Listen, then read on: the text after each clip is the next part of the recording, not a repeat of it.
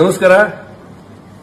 November 28ನೇ ತಾರೀಕು ಭಾರತದ ಹೆಮ್ಮೆಯ ಪ್ರಧಾನಿ ನರೇಂದ್ರ ಮೋದಿಯವರು ಉಡುಪಿಯ ಶ್ರೀಕೃಷ್ಣ ದರ್ಶನಕ್ಕೆ ಬರ್ತಾ ಇದ್ದಾರೆ. ಈಗಾಗಲೇ ಸರ್ವ ಸಿದ್ಧತೆಗಳು ನಡೆದಿವೆ.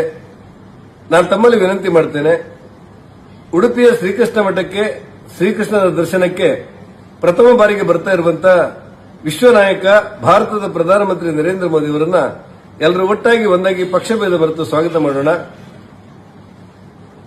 ಸುಮಾರು 11:35ಕ್ಕೆ ಆದಿ ಉಡುಪಿ ಹೆಲಿಪ್ಯಾಡಿಗೆ ಬಂದಿಳಿಯುವಂತಹ ಪ್ರಧಾನಮಂತ್ರಿಗಳು ರೋಡ್ ಶೋ ಮೂಲಕ ಕೃಷ್ಣ ಮಠಕ್ಕೆ ಬರ್ತಾ ಇದ್ದಾರೆ.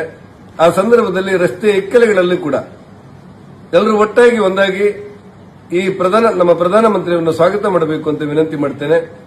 ಶ್ರೀಕೃಷ್ಣ ಮಠಕ್ಕೆ ಬಂದು ಶ್ರೀಕೃಷ್ಣನ ದರ್ಶನವನ್ನು ಪಡೆದು ಸನ್ಮಾನ್ಯ ನರೇಂದ್ರ ಮೋದಿಯವರು ನಂತರ ಸಭಾ ಕಾರ್ಯಕ್ರಮದಲ್ಲಿ ಭಾಗವಹಿಸುತ್ತಾರೆ.